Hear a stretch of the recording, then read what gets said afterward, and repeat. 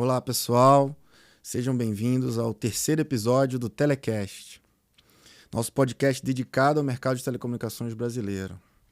Telecom é uma indústria, como eu tenho falado sempre, super importante no dia a dia dos negócios e de maneira geral também para a vida das pessoas. E eu acho que a transformação digital aumentou essa dependência em níveis assustadores, eu diria até, né? Então, assim, hoje eu queria, sem demorar demais, começar apresentando um convidado que eu estou super feliz aí de estar com a gente hoje, o Leandro Nobre. E eu queria também convidar a nossa audiência para mandar comentários sobre os episódios anteriores, quem sabe dar alguma sugestão de tema para a gente trazer aqui, ou mesmo algum convidado que vocês considerem interessante a gente estar conversando. E antes de falar mais alguma coisa, eu queria só dar boas-vindas ao Leandro e agradecer aí por ter aceito o convite de estar com a gente aqui. Eu que agradeço, Edgar. Demoramos, mas conseguimos, né? Mas é verdade. Mas vai dar certo. Sim, sem dúvida. Bom, a ideia desse podcast, eu sempre repito aqui, é a gente fomentar a conversa, a discussão mesmo sobre essa indústria que eu acho que é tão importante para o desenvolvimento do nosso país, né?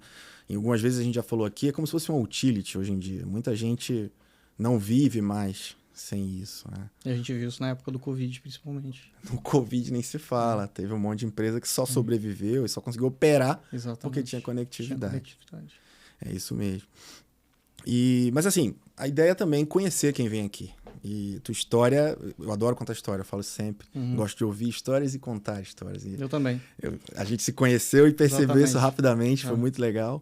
E vamos começar assim. Conta um pouquinho da tua história, conta um pouquinho da tua carreira, o que você fez até aqui e o que você está fazendo hoje, para o pessoal te conhecer. Legal. Bom, eu sou formado pelo Inatel, Instituto Nacional de Telecomunicações. Acho difícil quem trabalha no mercado de telecom e não conhece o Inatel. Sem dúvida. É uma faculdade incrível e eu formei lá em 2004. Legal. Fiz estágio num fornecedor nacional na área comercial durante um ano. Aprendi bastante. A minha época de estágio realmente foi muito proveitosa nesse sentido. Legal. Acho que me deu embasamento para as próximas etapas. Eu tentei tirar o máximo possível para aprender durante esse período. E, posteriormente, eu fui trabalhar como engenheiro de campo. Eu trabalhei alguns anos como engenheiro de campo, virando noite, viajando, upgrade, janela de manutenção, implantação, media gateway, MSC, rede móvel. Só coisa tranquila. Se parava metade do país. PTS. Legal. Lembra da época lá que uma das grandes operadoras brasileiras foi mudar de CDMA para GSM. Aquilo lá foi um caos para conseguir se resolver. Eu participei desse projeto, foi bem interessante.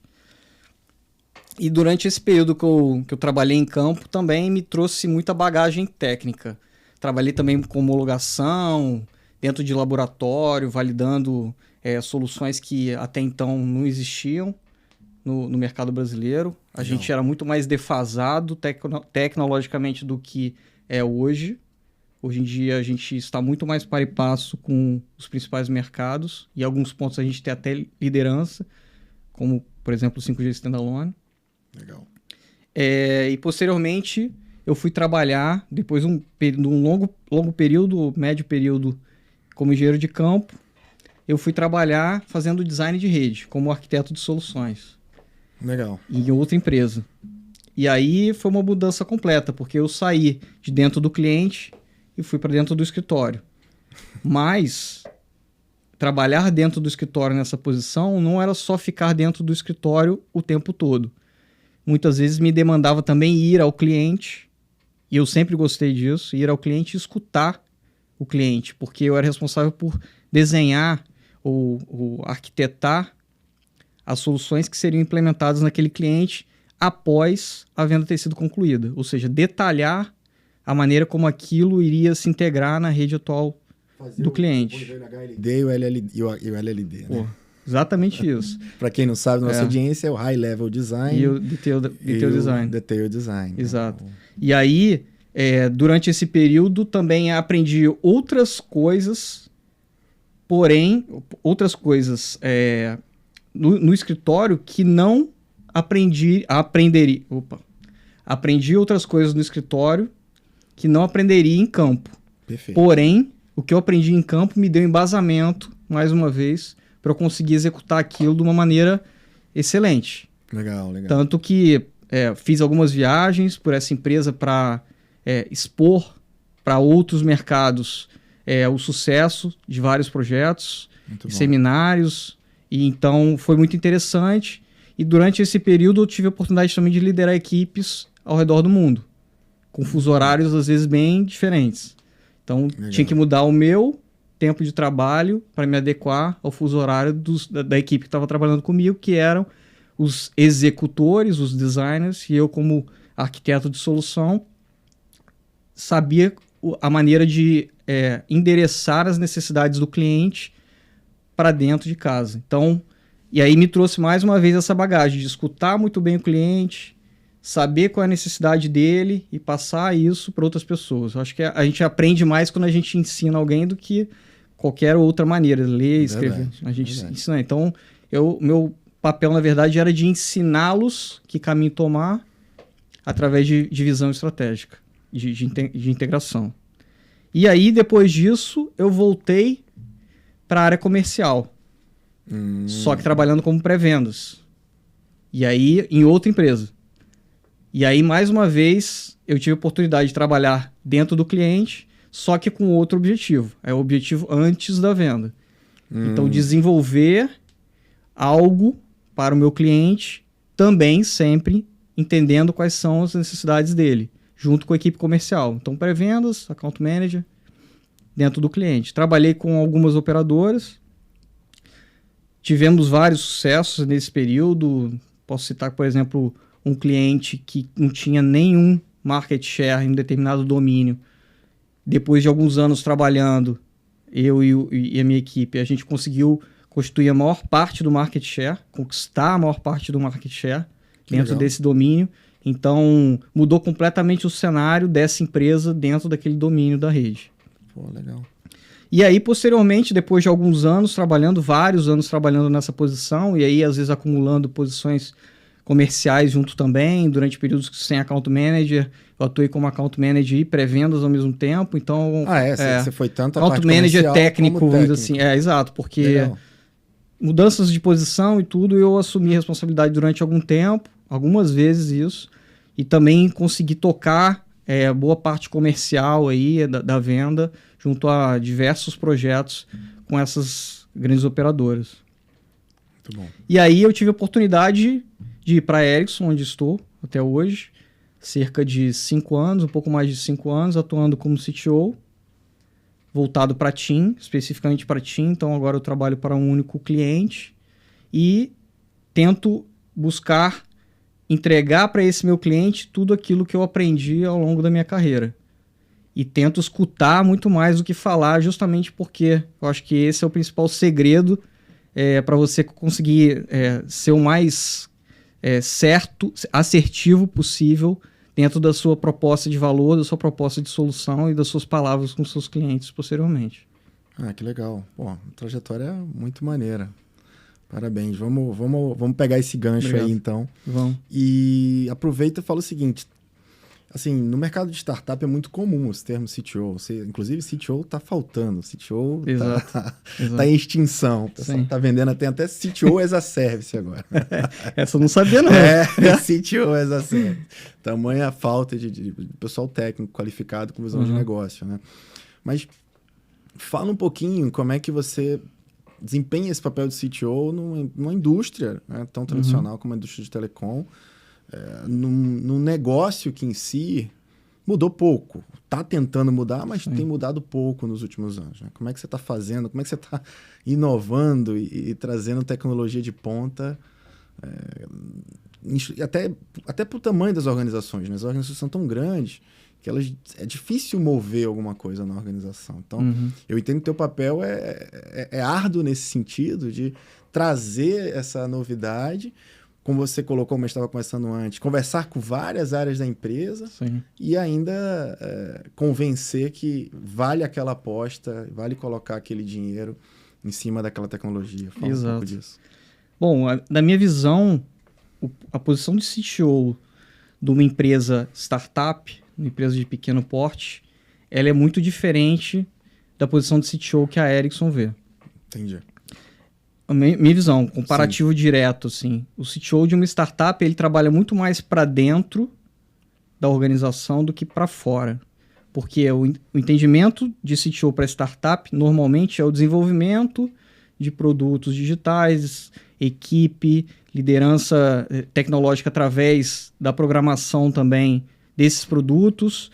Então, ele atua como um líder tecnológico para dentro. Claro, sempre entendendo qual é a demanda do mercado, ok? Mas ele não tem um cliente em específico, normalmente, tá? Estou falando na média, Sim. que ele trabalha. E a minha posição é uma posição mais voltada para fora, voltada para o meu cliente. Legal. Voltada para endereçar as necessidades dele. Então, eu preciso conhecer bem a rede dele, conhecer bem as pessoas. E eu brinco que o meu principal papel como CTO, na verdade, é atuar conectando a minha visão tecnológica, o meu conhecimento tecnológico, com a visão de negócio. Legal. As duas coisas normalmente andam bem separadas. Até Concordo. nas organizações, elas trabalham separadas e elas não falam a mesma língua. Então, Verdade. muitas vezes, meu papel também é de facilitador. Eu conecto as duas coisas e tento traduzir aquilo para a área que a gente está falando, seja para desenvolvimento de alguma solução junto com o cliente, ou talvez uma maneira de trazer melhores práticas de outros mercados para apresentar para os executivos, para os especialistas dentro da operadora.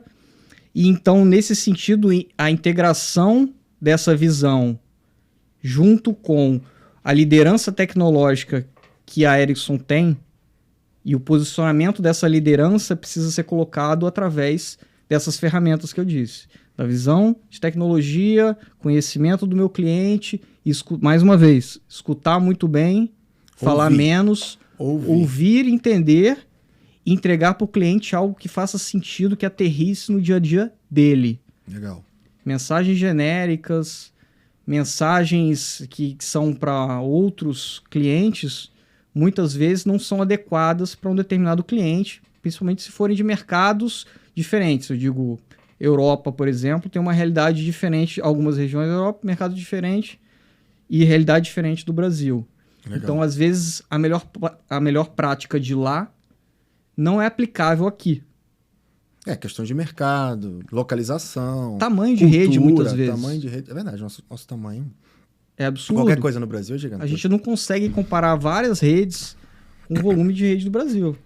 Então, no final das contas, esse é um tipo de cuidado que a gente precisa ter no dia a dia. Verdade. Não, bom ponto.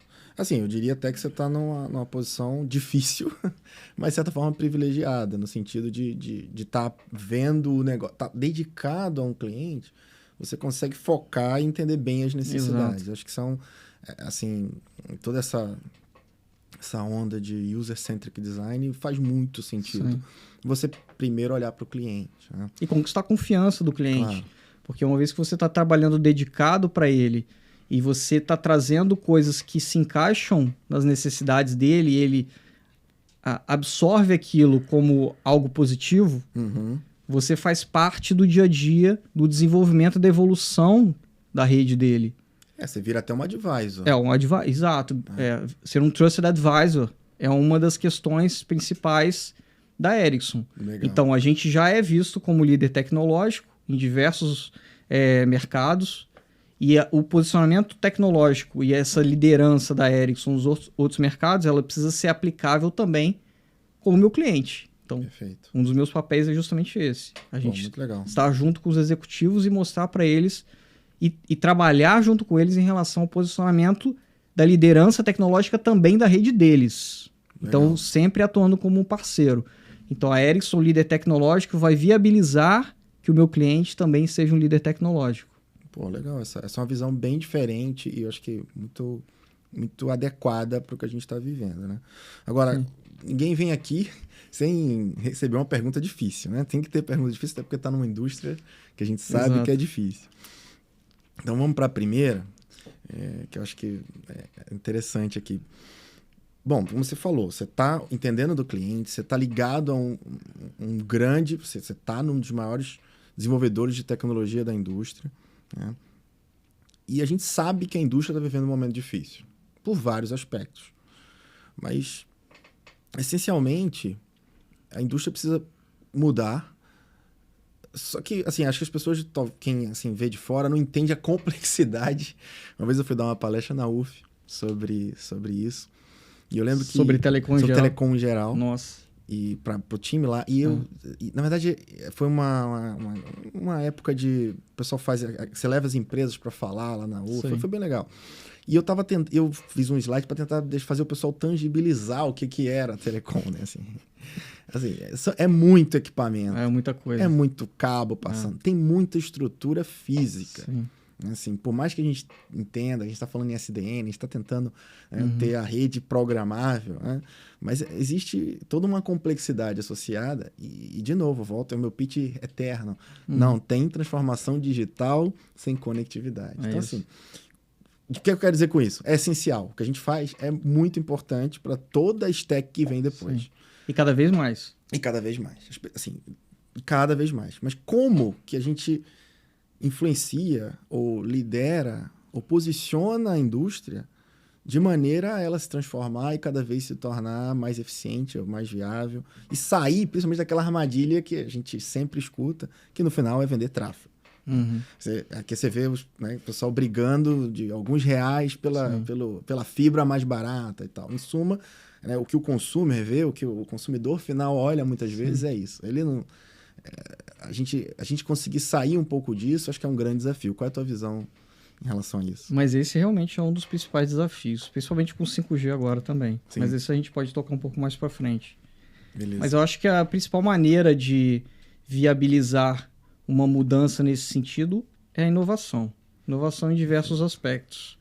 Você tem inovação, por exemplo, na sua carteira de clientes, você trabalhar com clientes corporativos, com novas soluções, ou seja, você densificar o portfólio para conseguir atender outros mercados que atualmente você pode até atender, mas talvez com produtos diferentes. Você desenvolver serviços mais completos para suprir a necessidade desses clientes corporativos que já estão enxergando a necessidade de ter a conectividade para melhor eficiência, redução de custo e vários outros benefícios. Então esse é um ponto. O outro ponto é a visão de novos produtos. E aí puxando um pouquinho do que eu falei antes, que é a diversificação do portfólio, mas aí também não precisa ser novo produto somente para o mercado de enterprise, o B2B. Também novos produtos para consumer. Ou seja, com 5G, por exemplo, o FWA, que é a conexão fixa viabilizada através da rede móvel, também propõe ser um novo produto. E aí viabiliza que a infraestrutura da operadora, que já foi feito rollout, que a gente chama normalmente, né, que já foi instalada, seja reaproveitada para fornecimento de outros serviços. O serviço de FWA é um deles. Talvez o IoT possa se agregar também a isso, tanto para o mercado consumer quanto para o mercado de B2B. Então, a inovação nesse sentido é justamente o que pode trazer novas ferramentas para as operadoras saírem da armadilha de vender tráfego. Não é uma coisa fácil, a gente discute isso com eles reiteradamente. As tomadas de decisão também são pautadas muitas vezes por divisão de entendimento entre estratégia de marketing e estratégia de rede. Operadoras são grandes, assim como nós fornecedores somos grandes, então você tem divergências de estratégia. Muitas vezes isso atrapalha também o desenvolvimento da ideia que é pautada do planejamento estratégico. Então, no final das contas, se você juntar essas coisas, você já tem um arcabouço muito interessante para você conseguir monetizar de maneira diferente. Mas o mais importante também, além de tudo isso, é você ser mais eficiente na sua infraestrutura.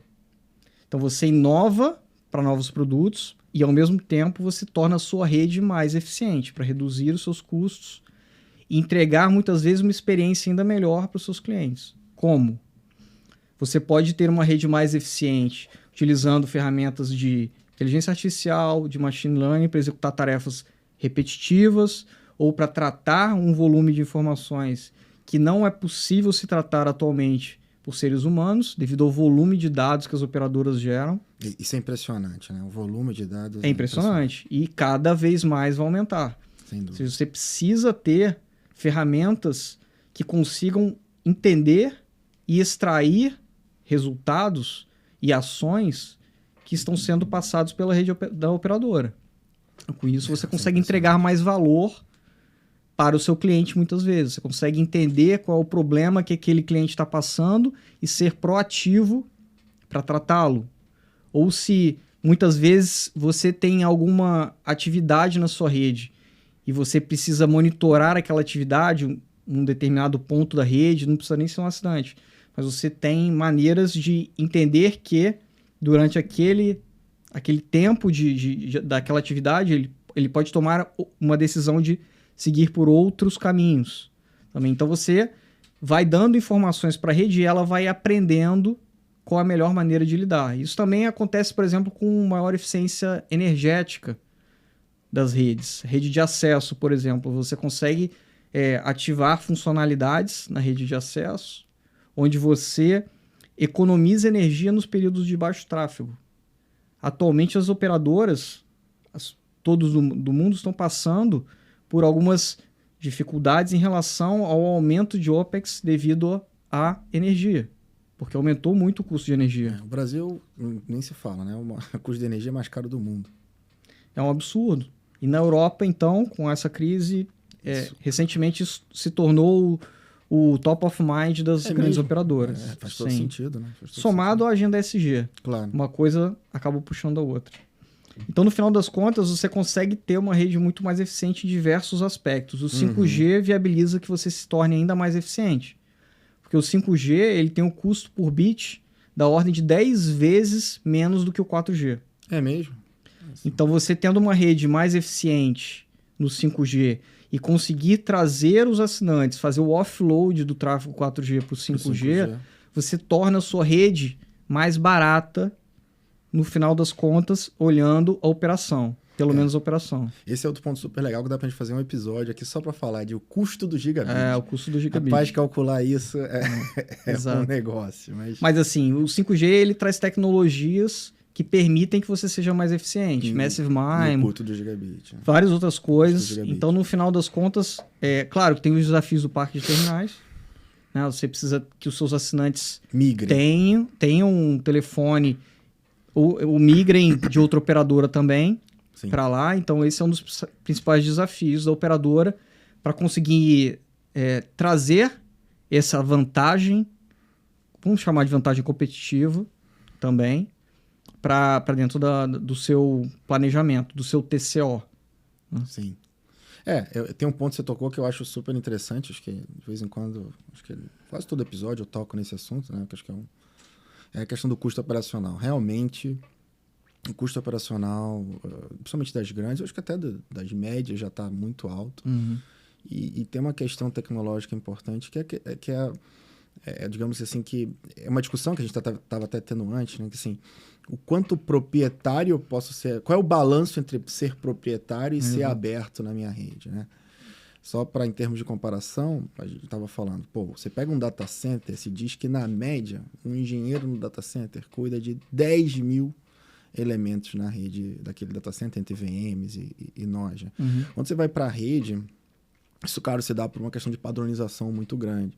Quando você vai para uma rede da operadora, a rede é tão complexa, como a gente até estava falando antes, ela é tão complexa, exige uma especialização tão grande do hardware e do software que está embarcado ali, que é muito difícil você conseguir essa padronização. E você hoje tem níveis, até pouco tempo, né? Essa estatística deve estar melhorando, espero eu, mas de um engenheiro para cada 100 elementos de rede. Realmente 100 vezes menos produtivo do que num data center. E assim, eu sei que hoje é um grande desafio vencer esse gap de produtividade de operação aí por diversos aspectos. Aí, o que você comenta sobre isso? Qual a tua visão em relação a esse aspecto? Esse desafio é um dos maiores, realmente, o custo da operação. E quando a gente olha esse caminho de evolução, que a gente pode chamar às vezes de transformação digital, mas transformação digital acabou virando um buzzword. Um buzzword para qualquer coisa. Serve para muita coisa, exatamente. Até parar de tratar ligação telefônica feita por pessoas e colocá-la para um robô, o chatbot fazer, vira transformação digital. Então a gente tem que tomar cuidado com a maneira como usa também. Mas é uma das maneiras de você fazer a transformação digital da operadora também é trazer mais eficiência para a operação através das ferramentas. E aí, como eu disse, a ferramenta de AI, de Machine Learning, também ajuda muito no tratamento de vários desses pontos que são tratados hoje em dia, ou talvez nem são tratados, seja por falta de gente o suficiente, seja por falta talvez até de algumas ferramentas integradas. Com essa salada de frutas que são as redes operadoras, muitas informações não são coletadas ou não são tratadas da maneira como poderiam ser tratadas. E olhando a questão de redes abertas, né? Você tem várias maneiras de olhar também redes abertas, desde do ponto do data center até o ponto da rede de acesso.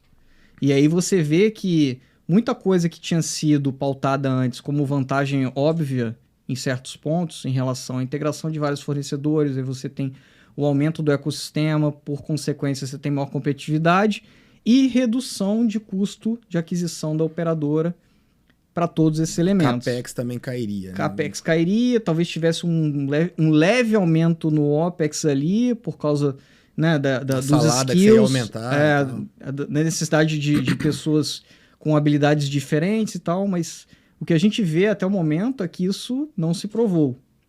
As operadoras, principalmente, que pegaram isso para realmente executar, pilotos, algumas operadoras também, no Japão, por exemplo, a Rakuten. A Rakuten mudou tudo. Mudou, né? Exato. Assim, eles tiveram muitos desafios, eles já colocaram para o mercado vários desses desafios e que eles chegaram à conclusão até o momento que realmente não vale a pena você abrir, por exemplo, a rede de acesso e outros elementos próximos ali também para uma fragmentação muito grande de fornecedores. Porque a operação se torna muito complexa, a integração entre os elementos não é plug and play, não vai ser plug and play, porque senão você não consegue ter uma rede eficiente. E aí faz aquele paralelo que a gente comentou antes do iPhone e do Android. O iPhone, ele trabalha melhor porque ele tem um sistema proprietário do software e do hardware. O software é desenvolvido para aquele modelo específico de hardware, ou para aqueles modelos. Quando a gente olha o Android, muda um pouco de figura. Você tem uma base do sistema aberto e aí ele é fragmentado para atender, não sei, 1000 modelos diferentes. Talvez mais. Então você não consegue ser tão eficiente. E a gente sabe que o Android não é tão eficiente como o iPhone devido a esse tipo de necessidade, esse tipo de requerimento. Esse é um assunto polêmico. É um assunto polêmico, exatamente, mas é um fato. De paixões. Exato, sem ser fanboy nem nada. Mas eu concordo. Esses são os dois paradigmas, vamos colocar assim. Exato, né? Exatamente. E aí, quando você olha para a rede de acesso, principalmente olhando a rede 5G, que tem uma tecnologia muito mais avançada que as outras redes, e então ela precisa ser também mais eficiente na entrega dessa tecnologia. Sim, né? sim. Então você fazer isso com equipamentos que não são desenvolvidos pelo mesmo fornecedor e ter a mesma eficiência é um desafio que ainda não foi vencido. E quem colocou muito esforço até hoje nisso teve pouco ou nenhum sucesso a um altíssimo custo. Interessante. Então já tem uma mudança de mercado, já tem um reposicionamento de algumas empresas no mercado que apostavam totalmente em utilização de redes abertas, redes que eram normalmente redes de telecom, não estou nem falando tanto de data center. Data center, eu vou tratar do data center como TI, pelo menos nesse assunto. As redes de telco, elas sendo abertas, elas têm vários outros desafios que você não tem ela sendo proprietária. Esse desafio é, basicamente, integração, você ter também a comunicação entre esses elementos de maneira eficiente. Então, olhando a rede 5G, que precisa entregar uma tecnologia muito mais eficiente lá, principalmente no acesso, você tem uma dificuldade muito maior em manter essa eficiência integrada entre dois elementos de fornecedores diferentes. Então, para diversos aspectos, a rede aberta sim fará parte, principalmente a camada de software, integração de X-Apps, R-Apps, que a gente chama. Porém, em alguns outros aspectos de rede, a gente não enxerga que existe um benefício claro. Então, Entendi. para esses, a gente não enxerga que seria uma estratégia válida para as operadoras. Para outros, sim, é válido. E aí é mais a camada de software em si, que De pode viabilizar e orquestração, assim. Exato. Tentei evitar usar esse termo, mas já que você colocou na mesa... Porque é um termo... É porque orquestração Virou um termo... É meio buzzword também. Virou buzzword, então você tem diversos tipos de orquestração, esse aqui é o ponto. Serviços. É uma palavra que ela é tão ampla que é difícil de você ser preciso no que você quer dizer. Exatamente. Eu tentei pular, mas já que você trouxe, exatamente. No nível de orquestração. Deixa eu ver então, vamos ver se eu entendi. Eu até gostei, assim, um ponto... Bom, eu sou, digamos assim, de carteirinha do pessoal que quer a rede aberta, né? Assim, até pelo tipo de atividade que eu desempenho. Mas realmente é interessante o que você está dizendo. E parando para pensar, assim, a gente quer uma rede, vamos lá, até falamos isso no primeiro episódio, nenhum consumidor final, nem nenhuma empresa vai sair de uma banda de 100 mega para uma banda de 5 mega querendo pagar 5 vezes o que pagava antes. O que motiva o cara a ir para lá, assim, ele vai ter algum ganho, alguma eficiência operacional no negócio dele, ele migra, aí até ele pagaria 5 vezes. Ou, em geral, ele vai querer esperar essa migração pagando um pouco mais, porque houve algum incremento tecnológico que permitiu o fornecedor dele entregar mais por um preço que não é equivalente, assim, àquele... Você pagar proporcionalmente menos pelo aumento. E aí você parava para pensar, como é que eu vou conseguir isso? Bom, para 5G. Alguém desenvolveu 5G super eficiente, né? Com antenas direcionais, feixes de rádio direcional para meio que fica seguindo o smartphone para conseguir essas taxas de transmissão. Exato. Assim, é um nível de otimização e de pesquisa e desenvolvimento no limite do que tem de mais novo. Isso lá no acesso. Aí você fala assim, não, mas eu quero que esse cara também faça isso tudo e seja aberto. Realmente, não dá. Fica difícil. Você está tão preocupado em resolver seu problema que a última coisa que você se preocupar é em padronizar uma maneira de todo mundo acessar aquilo. Faz sentido. Mas aí acaba voltando pro 3GPP novamente. Você volta pro 3GPP, exatamente o que eu ia falar. Só que você volta pro outro problema. Mas beleza. Eu vou botar aqui umas antenas do fornecedor A, umas antenas do fornecedor B, do fornecedor C, e eu preciso de uma camada do buzzword, mas eu preciso orquestrar isso. Eu preciso... E realmente é um problema que você fica assim...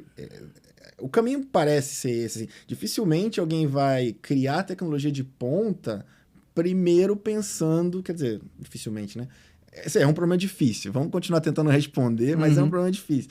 Como que você incentiva aquele player de mercado colocar um caminhão de dinheiro em pesquisa e desenvolvimento para aquele edge, para aquele limite ali da tecnologia, e dizendo para ele assim, não, vou fazer isso, mas eu vou deixar isso aqui de maneira aberta e qualquer um pode interoperar com isso, assim, é complicado. Agora, de qualquer forma, orquestrar precisa. E talvez quem consiga fazer isso e ao mesmo tempo disponibilizar alguma maneira de você programar essa rede, e aí sim, você tem um layer ali, uma camada de orquestração que faça esse interfaceamento com a área de negócio, a área mais de tecnologia da informação, é o desafio que as grandes operadoras estão enfrentando. Né? Exato. A gente enxerga que uma das etapas de evolução das redes das operadoras, buscando trazer novos serviços, novas receitas... Velocidade,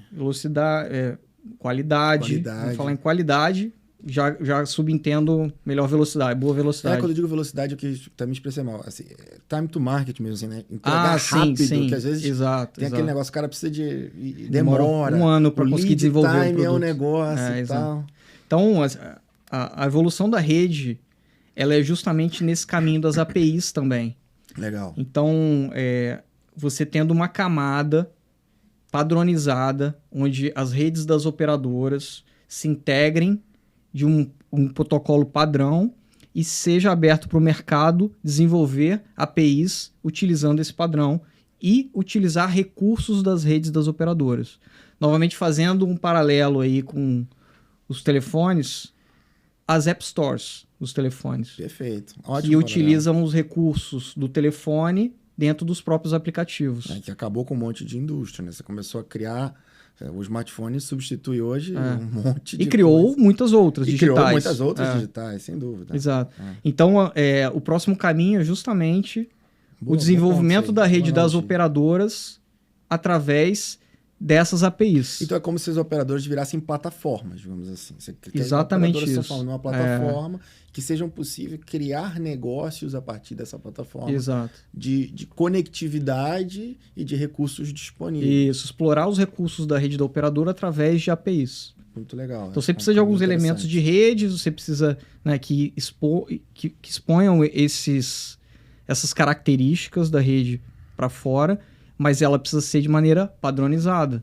Caso contrário, você vai precisar que um desenvolvedor entenda qual que é a necessidade de uma determinada operadora, porque ela trabalha com um determinado fornecedor que a API utiliza esse tipo de comando. Ou seja, você tem que ter uma camada neutra, você tem que ter uma camada Ideal única. É que você tenha uma plataforma que já seja robusta o suficiente, já tenha uma quantidade de desenvolvedores já integrada e que já conheça, para que você não parta do zero para utilizar esses recursos de rede. E é uma das maneiras que as operadoras enxergam para monetizar o 5G também. Boa. Já que você falou nesse ponto, vamos falar do 5G. Sim, sim. Bom, a gente está falando aqui de um desafio, de uma indústria que precisa se renovar e o 5G está aí, já está acontecendo, na verdade. Né? Assim, já tem o Rio de Janeiro, as principais capitais do Brasil. Todas já são cobertas pelo 5G. A gente fez o primeiro episódio aqui do Telecast, estava sendo o primeiro launch em Brasília. Em Brasília, a gente estava lá. E a rede de Brasília da TIM. Ericsson. Isso, legal, muito legal. E, bom, de qualquer forma, o CAPEX que se precisa para criar a rede 5G, que se espera que a gente tenha no nosso país, é muito grande. Sim. Né? Mas deixa eu só fazer um parêntese aqui. Faça. A maneira como o leilão de 5G foi executada viabilizou que esses investimentos fossem planejados e feitos dessa maneira. Por quê? Porque ele foi um leilão não arrecadatório. Isso foi muito legal. Foi fantástico. Por quê? Porque você tira a obrigação das operadoras em pagar valores absurdos, astronômicos, pelo uso do espectro. Pelo espectro, simplesmente. E você tem a contrapartida do investimento. Perfeito. E essa contrapartida do investimento, ela é viabilizada através da cobertura rápida e extensa. Qual que é o interesse do governo nesse sentido, em abrir mão de um dinheiro a curto prazo, que seria o dinheiro pelo pagamento das licenças, e investir para ter um ganho de produtividade do país, sem dúvida, a longo prazo. A longo prazo, perfeito. E, obviamente, também recolhendo mais receita de impostos. Mas isso é uma coisa indireta. Pô, realmente foi muito bom. Muito foi bem pensado. Sensacional. Mas ainda assim, a gente está falando de um volume de investimento muito grande. Sim. 2 pontos que eu queria que você tentasse comentar, assim, mais ou menos a expectativa de volume de investimento para a gente implantar, como precisa implantar a rede 5G no Brasil. E como que esse capital vai ser remunerado? Né? Quais são as alternativas para que esse capital ele se sinta atrativo para colocar o dinheiro lá e a economia girar e os negócios acontecerem porque essa rede 5G foi implantada, principalmente para quem está alocando esse capital ali. Né? Estamos falando de operadoras, de investidores, de compradores de debêntures e por aí vai. Sim. Bom, a ordem de grandeza dos investimentos, ela foi estimada pela Conexis, que é a associação que representa o mercado. E ela disse que em 2023 vai permanecer nos mesmos níveis de 2022. Legal. A ordem de 37 bilhões de reais. É um número de tanto. É expressivo. A gente sabe que o mercado de telecom, ele é CAPEX intensive, né? Muito, então, né? Ele exige muito investimento, mas também ele tem um alto nível de receita. Porém, aí a saúde de cada operadora, né? Vai permitir geração de caixa que, por consequência, também vai permitir uma melhor remuneração dos investidores. Então, você garante que aquele investimento, que sempre precisa ser alto, seja feito da melhor maneira possível, fazer mais com menos, ou seja, ser cada vez mais eficiente. E a gente já falou aqui de diversas maneiras de ser eficiente. Eficiência de capital, que no final precisa ter eficiência operacional. Exatamente. E aí, com isso, você também mirar um aumento de receita, sempre, e você ter justamente essa geração de caixa que viabiliza a remuneração dos acionistas. Legal. Só que é importante sempre mencionar que nada disso consegue evoluir de maneira expressiva se não houver a bendita da inovação. Aí a gente volta para o que a gente falou no início. Exatamente. A inovação é o que vai permitir que você tenha um aumento de receita, que você tenha muitas vezes redes mais eficientes. Até as redes atuais podem ter ferramentas que conseguem torná-las mais eficientes. Então você tem uma redução. O máximo legado, né? Tirar ali até o último. E decomissionar coisas antigas. Que efetivamente o CAPEX já não compensa estar com elas ativas. Não compensa. Monitorar isso de maneira eficiente também. Exatamente. Acho que é um desafio. Então aumentar a receita, reduzir custo, geração de caixa e remuneração, geração de valor somada à remuneração dos acionistas. Resumindo, a gente não está falando de nada fácil. Não é nada fácil, exatamente. Legal. Bom, excelente, muito bom o papo. Chegando no final aqui, eu gosto sempre de trazer alguma curiosidade aí da indústria que a gente tenha vivido, que o convidado tenha vivido.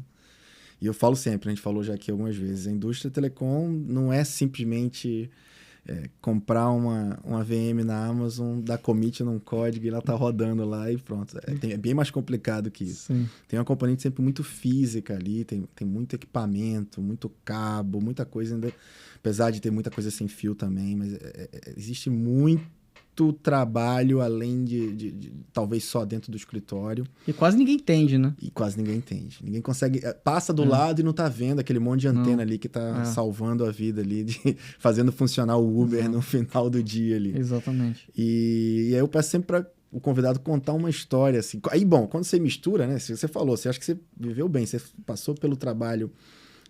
foi de estágio, depois trabalhou no campo, foi para o laboratório, do laboratório para pré-venda, da pré-venda para venda, da venda agora com essa atividade que você está. Então, assim, você viveu bastante coisa da indústria. Conta alguma coisa engraçada, alguma história inusitada que você acha interessante comentar, ou, enfim, que você acha que vai ser interessante para a audiência, que você viveu e que conecta essas coisas que eu estou falando. Né? Assim, você lembra que telecom não é aquela coisa de você dar commit ali e mandar dar um build e do outro lado vai estar lá rodando a sua aplicação. Não é isso, é mais do que isso. Eu tenho uma história que me vem à mente que ela meio que consolida esses pontos que você falou. Legal. Quando eu estava no começo da minha carreira, eu estava dentro do laboratório de uma operadora fazendo homologação de algumas soluções. Boa. E a gente não tinha todos os equipamentos dentro do laboratório. Então... Eu, como engenheiro júnior, na época... Eu vivi muito tempo no laboratório. É bem legal essa, assim... A pessoa não tem noção do tamanho, né? Das coisas que estão por trás. Exato. Você vai começando a ganhar mais noção durante o período de laboratório. Sem dúvida. E como não tinham todos os equipamentos lá, eu precisava de um software que emulasse um equipamento para se integrar ao equipamento que eu estava testando, homologando. Fisicamente ali do seu lado. Fisicamente do meu lado, exato. Só que eu trabalhava em uma empresa chinesa nessa época. E nessa empresa chinesa, os engenheiros de desenvolvimento são chineses. Certo.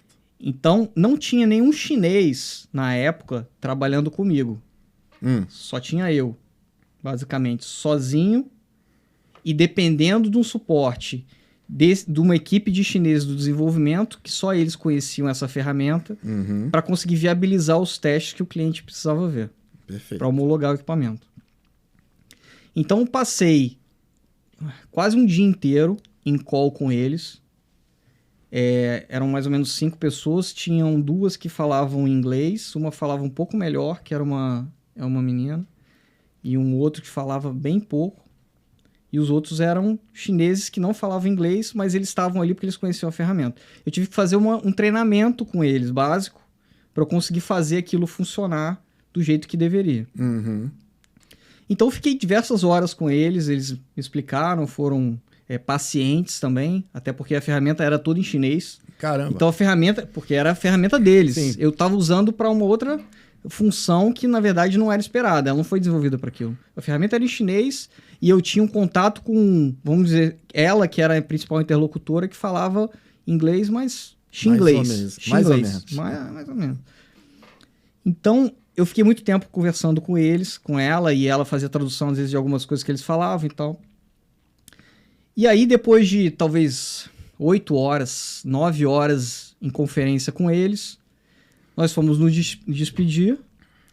E aí eu comentei com ela que eu sabia falar algumas coisas em chinês. Eu já tinha me ensinado algumas coisas em chinês. Eu tinha contato com os engenheiros chineses, então sempre me ensina a falar tal coisa, tal coisa. E aí eu virei para ela e falei, ó, sei falar algumas coisas em chinês. O que você sabe? Aí eu virei para ela e falei, Ni Hen Zhou, Wo Hen Shuai. Sabe o que isso quer dizer? Não faz ideia. Não faço ideia. Eu sou muito bonito e você é muito feia. Só que basicamente era uma brincadeira. E ela foi uma brincadeira mal colocada por mim, extremamente mal colocada por mim na hora. Acabou teu help. Né? Eu só escutei, depois que eu terminei a frase, eu escutei do outro lado oh! Ninguém. E ela não falou nada, ficou muda. E aí, depois de alguns segundos, I'm joking, né? Tô brincando, é uma brincadeira. Eu aprendi isso com um amigo chinês e achei legal repetir pra falar pra você, porque eu sei que os chineses gostam de escutar alguém falando na língua deles. Mas não foi bem sucedido. A piada foi meio sem noção, confesso, mas que foi extremamente engraçado. Eu conto isso até hoje. E realmente. Mas funcionou? O software funcionou como funcionou e funcionou meu sotaque também. Porque eles conseguiram entender perfeitamente o que eu tava dizendo. Tanto que ela ficou bem. Por pior que tenha sido, ela entendeu. Certo. Muito bom, muito bom, muito bom, Leandro. Papo muito bom. Vamos ver se a gente faz mais outros legal. Aqui. Vamos sim. Vamos ver se a gente quer ter em algum momento uma mesa redonda. Legal. Pra chamar mais pessoas para legal, muito interessante. Pontos de vista diferentes. Exatamente. Eu queria, para encerrar, agradecer a nossa audiência. Como eu falei, sintam-se à vontade para mandar comentários, sugestões e até o próximo episódio do Telecast. Obrigado, pessoal.